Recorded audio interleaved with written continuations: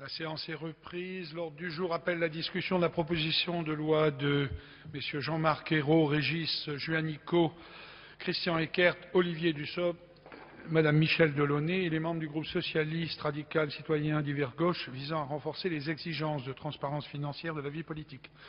La parole est à monsieur Régis Juanico, rapporteur de la commission des lois constitutionnelles, de la législation et de l'administration générale de la République pour environ 10 minutes.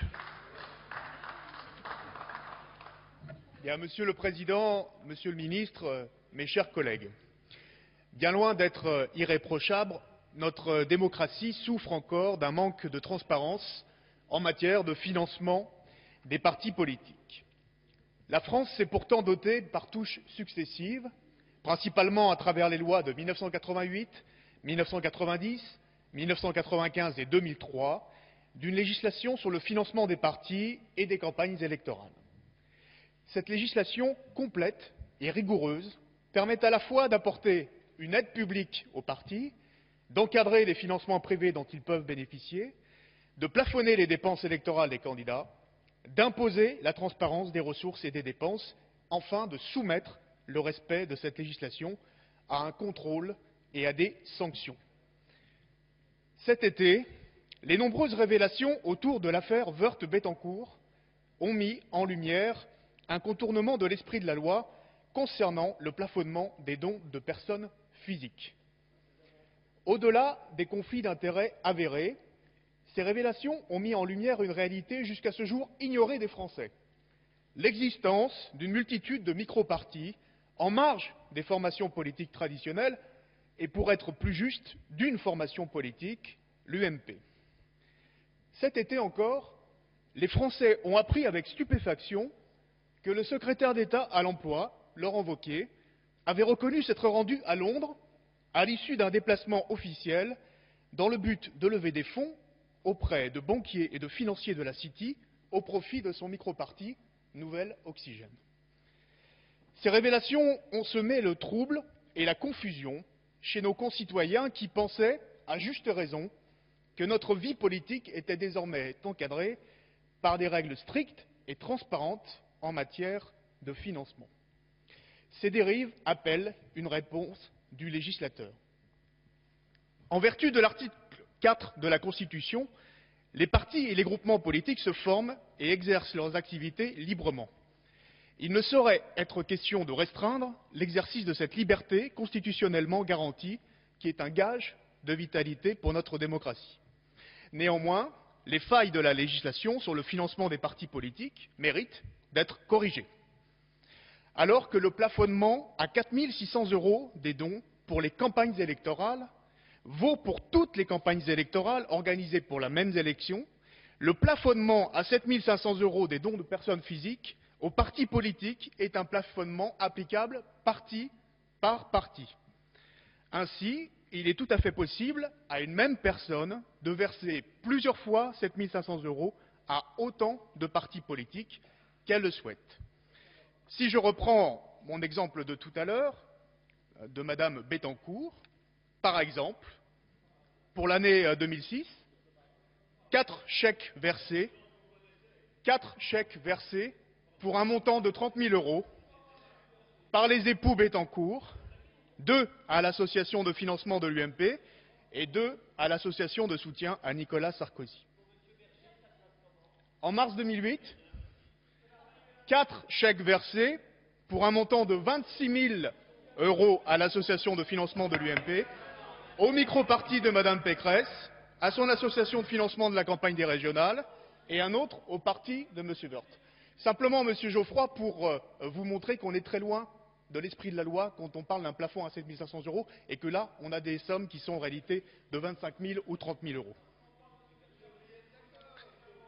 Dès son rapport d'activité pour l'année 1995, la Commission nationale des comptes de campagne et des financements politiques s'était inquiétée de cette faille. Ainsi, la faculté de donner plus de 7 500 € par an aux partis politiques a des effets pervers. Elle contribue à favoriser la création de micro-partis. On est passé en 20 ans de 28 à 296 formations politiques enregistrées à la Commission nationale des comptes de campagne. Depuis 2009, plus de 40 micro-partis ont été créés. Ces micro-partis ou partis de circonstance peuvent être d'au moins deux types. Les micro-partis satellites, qui reversent les sommes recueillies au parti central et permettent ainsi à un même parti de percevoir indirectement de la même personne un montant supérieur à celui du plafond autorisé. Et puis, les micro-partis prétextes, ou partis de poche, qui ont simplement pour vocation de recueillir des fonds afin d'en faire bénéficier soit un candidat aux élections, soit un élu dans ses activités politiques locales ou nationales. Une quinzaine de parlementaires de la majorité et une dizaine de ministres sont concernés. Je rappelle que le recueil de fonds par l'intermédiaire d'un parti permet d'obtenir des dons plus conséquents qu'en créant une association de financement de la campagne électorale, je le rappelle, dans la limite de dons de 4 600 € par personne physique. En outre, la possibilité de verser des cotisations, lesquelles ne sont pas plafonnées, offre un autre moyen de contourner l'objectif de la loi. Aussi, dès 1995, la Commission nationale des comptes de campagne et des financements politiques recommandait que le plafond des dons aux partis politiques s'entende cotisations éventuelles incluses. C'est la raison pour laquelle l'article 1 de la proposition de loi propose que l'enveloppe de 7 500 € soit appréciée pour l'ensemble des dons d'une personne physique à un ou plusieurs partis.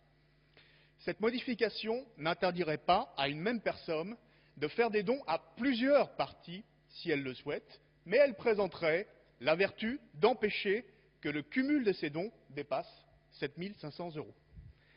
De la même manière, l'article 2 propose que les cotisations acquittées par les adhérents entrent dans l'appréciation du respect du plafond global de 7 500 €.